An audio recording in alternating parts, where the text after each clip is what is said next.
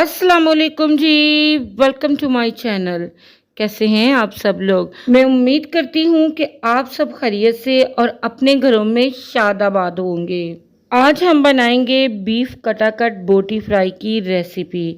ये रेसिपी इतनी मज़ेदार, इतनी कमाल की बनती है कि खाने वाले यकीनन सभी आपके फ़ैन हो जाएंगे।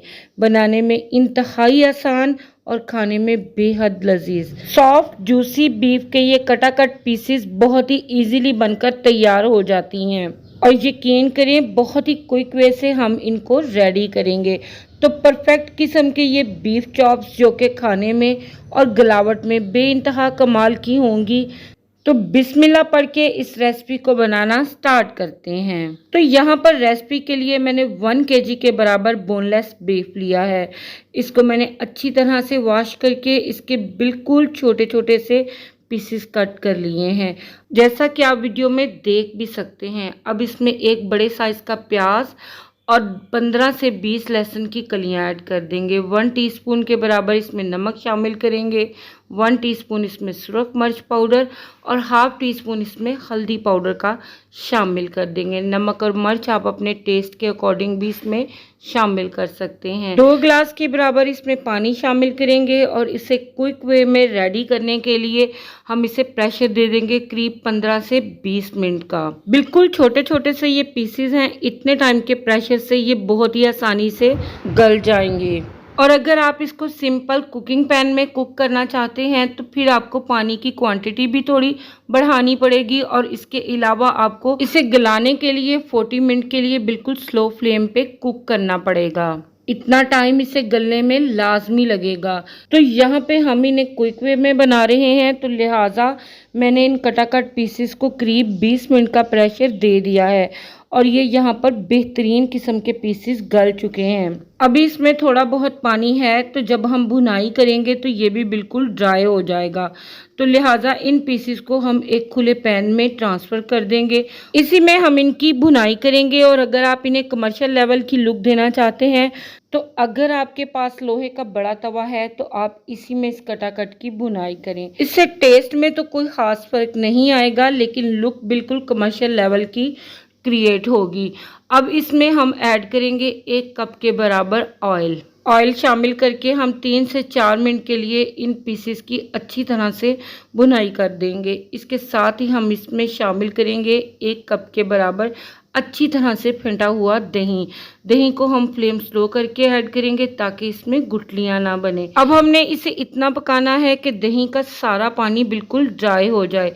बहुत ही बेहतरीन ये बीफ कटाकट बनने वाला है। सिंपल से इंग्रेडिएंट्स इसके अंदर हमने डाले हैं और यहाँ पर देखें हाई फ्लेम पर इसको हम कुक करेंगे ताकि दही का सारा पानी ड्राई हो जाए और ऑयल इसका सेपरेट हो जाए। तो करीब 4 से 5 मिनट भुनाई करने के साथ ही इसमें शामिल कर देंगे 1 अदद बड़े साइज का प्याज और 1 अदद टमाटर। इनको मैंने ऑमलेट कट में काट कर ऐड किया है। अच्छी तरह से इन्हें मिक्स कर लेंगे और इसके साथ ही हम शामिल करेंगे कुछ पाउडर मसाले। तो 1 टीस्पून के बराबर इसमें भुना कुटा हुआ कुछ एक धनिया शामिल कर देंगे। 1 टीस्पून इसमें ज़ीरा पाउडर का शामिल करेंगे और हाफ टी स्पून इसमें गरम मसाला पाउडर शामिल कर देंगे।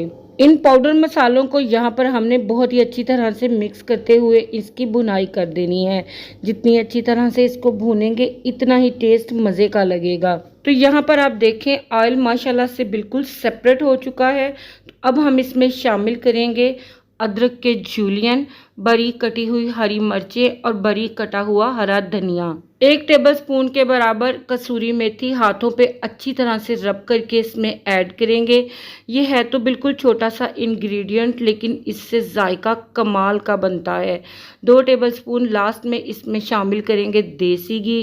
देसी घी की जगह आप यहाँ पर बटर भी ऐड कर सकते हैं। अच्छा सा इसे मिक्स देंगे ताकि सारे इंग्रेडिएंट्स यकजान हो जाएं। जितनी सादा ये रेसिपी है उतनी मज़े की भी है। आपने देखा कितना इजी है इसको बनाना। आप यहाँ पे यकीन करें, जैसे जैसे मैं इसको भूनती जा रही हूँ, इसकी इंतहा कमाल की खुशबू मेरे पूरे घर में फैल गई है। आप जब भी इन्हें बनाएंगे तो यकीन करें एंड रिजल्ट बहुत ही कमाल का आपको मिलेगा। तो यहाँ पर मैंने 5 से 6 मिनट इसकी कंप्लीट भुनाई कर दी है। अब ये रेडी है सर्व करने के लिए, तो मैंने इसे एज इट इज सर्व किया है। इसे आप सर्व करें खमीरी रोटी, नान या पराठे के साथ, चावलों के साथ भी इसको सर्व किया जा सकता है। हर लिहाज से ये फुल ऑफ टेस्ट हैं।